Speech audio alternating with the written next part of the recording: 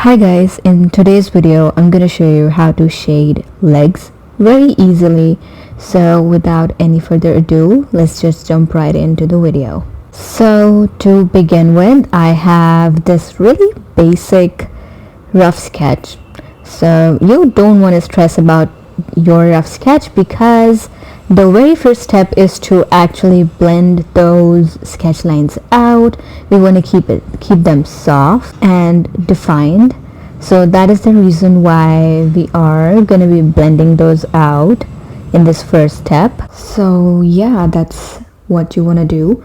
And I use this really dark and deep maroonish kind of color for the outlines. You can use any color that you like. You can just use your own color palette. Now in a new layer just underneath the layer where we have the outlines, I am taking up this color which is slightly darker than the base skin color. Now as you guys can see, my background is skin colored. So if your background is different color, then obviously you want to first create a solid base with a skin color, and then you want to start painting the whole leg. So that's what I'm doing here. I already have this skin color as the background, so I didn't add the skin color separately. And in this new layer, I'm using this slightly darker color than the base color. And here the goal is to create the whole structure for the leg. Now you can just go ahead and follow my tutorial, or you can have your own reference image with you to do this step.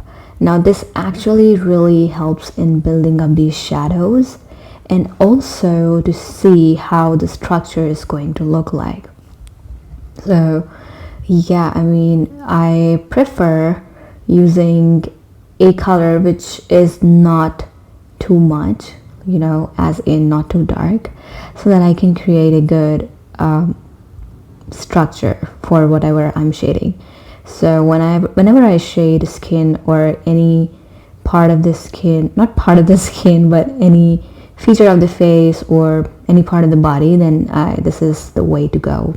I first create a basic structure with really a color which is really soft, but at the same time you can actually see it as compared to the base color. And also here I am using soft blend as my brush throughout the video, and I really love soft blend brush to create shadows and to just shade skin in general. Here I'm actually defining the outlines and basically blending those out a bit more and adding more depth using soft blend brush. So that's what I'm doing here. And yeah, now what you want to do is you want to create a new layer again. And now that we have our basic structure ready, as in now that we know where we have to add more shadows and where we have to build more shadows, now we can just pick up more darker colors and start adding that darker color over the base that we have created. So that's what I am doing here. I'm using soft blend brush to do so. And as you guys can see, I'm not really adding this color all over, as in I am actually using a small sized soft blend brush to do so. And I'm making sure that I am keeping the shadow really close to the rough sketch or the outlines that we have, to create a more effortless look. Now the reason why I use soft blend brush is because this brush is amazing, you guys, to create a good balance between soft shadows and harsh shadows, because this brush not only paints, it also blends at the same time. I have a not full tutorial, but a video on this brush only, where I actually explain you guys how this brush works. So I don't even have to go back and forth from brush to blending brush to create a good balance between harsh looking shadows and soft looking shadows. I can just totally use one brush and I'm like good to go. But if you're using some software that doesn't have this brush, then what you can do is, then you might want to have to switch back and forth between the brush and the blending brush, but that's completely fine. What you can do is you can use a hard brush or a medium hard brush, and you can use your blending tool to create the same effect. Now here what I'm doing is I'm picking up this really pink kind of color, and I'm adding this color, you know, randomly here and there.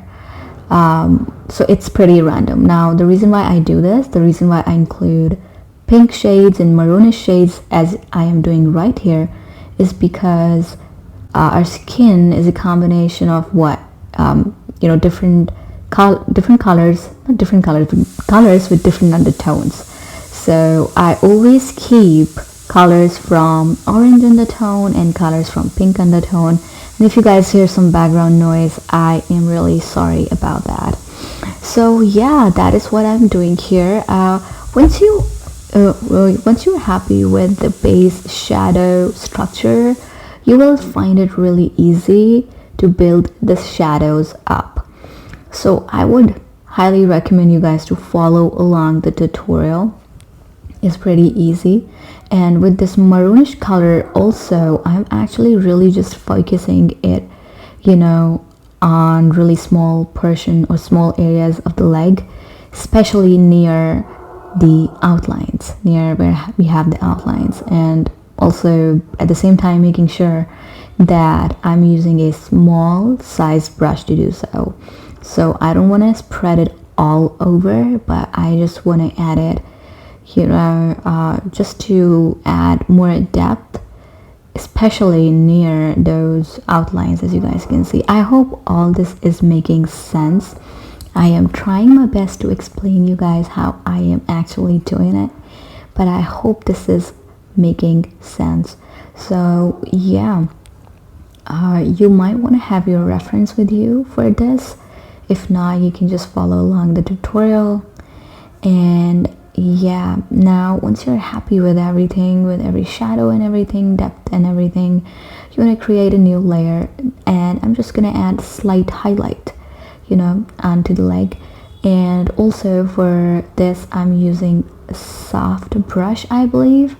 This is a airbrush and soft brush, if I am not wrong about it. And I'm just slightly, really lightly adding these highlights, and I'm not really harsh about it. So that's what I did.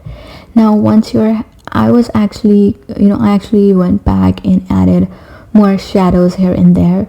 So this is the thing, once you reach to the end step, you will realize where you want to add more depth and, you know, stuff like that once you add the highlight. So that's also one thing, that's like a touch-up thing at the end, nothing major. Now, so here, that's what I'm doing. I was actually trying different things, not different things, but I was actually trying to add the shadows here and there, just to see where I think I'm lacking a bit of depth, if that is making any sense. So yeah, pretty much you're done at this point.